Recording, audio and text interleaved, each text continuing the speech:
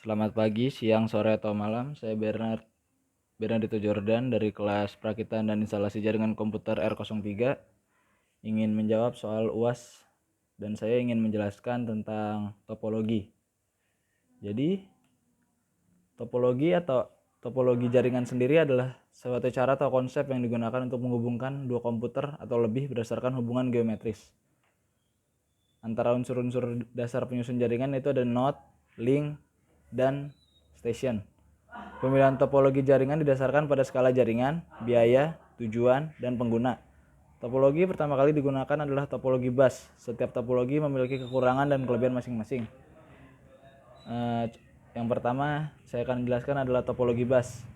Topologi ini merupakan topologi yang pertama kali digunakan untuk menghubungkan komputer. Dalam topologi ini, masing-masing komputer akan terhubung ke satu kabel panjang dengan beberapa terminal, dan pada akhir kabel harus diakhiri dengan satu terminator. Topologi ini sudah sangat jarang digunakan dalam membangun jaringan komputer karena memiliki beberapa kekurangan, diantaranya kemungkinan collision atau bertabrakan data.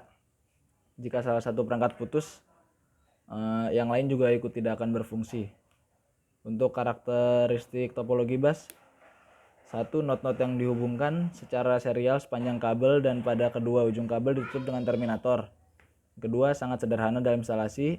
Lalu ada dari segi biaya dia sangat ekonomis. Lalu ada paket-paket yang saling bersimpangan pada satu kabel. Lalu ada tidak diperlukan hub yang banyak. Yang diperlukan hanya T-konektor pada setiap Ethernet card. Problem yang sering terjadi adalah jika salah satu node rusak, maka seluruh jaringan down, sehingga seluruh node tidak bisa berkomunikasi dalam satu jaringan tersebut. Kelebihannya adalah tidak memerlukan sumber daya kabel yang banyak, biaya juga lebih murah, sederhana, tidak terlalu rumit jika ingin menambah PC-PC baru. Lalu kekurangannya ada 4, yaitu tidak cocok untuk traffic yang padat. Setiap biar konektor digunakan sebagai penghubung. Lalu yang ketiga, sangat sulit untuk melakukan troubleshooting. Yang keempat, lebih lambat dibandingkan topologi yang lain. Lalu kedua ada topologi star. Seperti namanya, topologi star seperti lambang bintang yang saling tersambung. Topologi ini memiliki node inti yang disambung ke node-node lainnya. Karakteristik topologi star, setiap node berkomunikasi langsung dengan konsentrator atau hub. Bila setiap paket data masuk ke hub, kemudian di-broadcast ke seluruh node terhubung dengan sangat banyak. Lalu mudah dikembangkan. Jika salah satu Ethernet card rusak, klien yang lain masih tetap bisa terhubung. Lalu tipe kabel biasanya menggunakan UTP. Lalu kalau untuk kelebihan topologi star, kelebihannya cukup mudah mengubah dan menambah komputer. Apabila satu komputer mengalami kerusakan, PC lain atau klien lain tetap masih bisa menjalankan tugasnya. Lalu yang ketiga, kita dapat menggunakan beberapa tipe kabel dalam jaringan yang sama. Kekurangan topologi star, memiliki satu titik kelemahan, yaitu terletak pada hub. Jika hub pusat rusak, maka semua akan mengalami gangguan. Lalu yang kedua, membutuhkan lebih banyak kabel. Ketiga, jumlah terminal terbatas. Yang keempat, jika lalu lintas padat, itu akan memperlambat kinerja klien lainnya. Lalu yang ketiga ada topologi ring. Topologi ring digunakan dalam jaringan yang memiliki performance tinggi. Jaringan ini membutuhkan bandwidth untuk fitur time sensitive seperti video atau audio.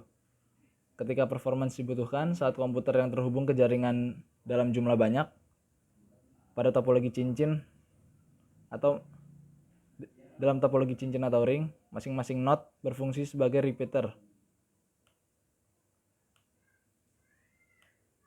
Lalu ada karakteristik topologi ring.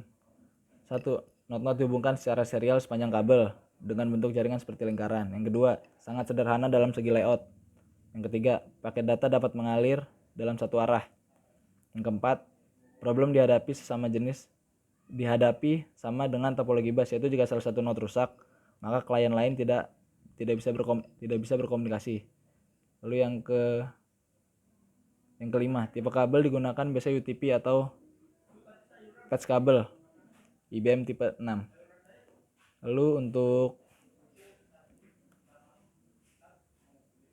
Kelebihan topologi ring. 1. Data mengalir dalam satu arah sehingga tabrakan data atau collision bisa terhindarkan. Kedua, aliran data mengalir lebih cepat. 3. Dapat melayani aliran lalu lintas yang padat karena bergerak satu arah. Lalu yang keempat, waktu mengakses data dapat lebih optimal. Lalu ada kekurangan topologi ring.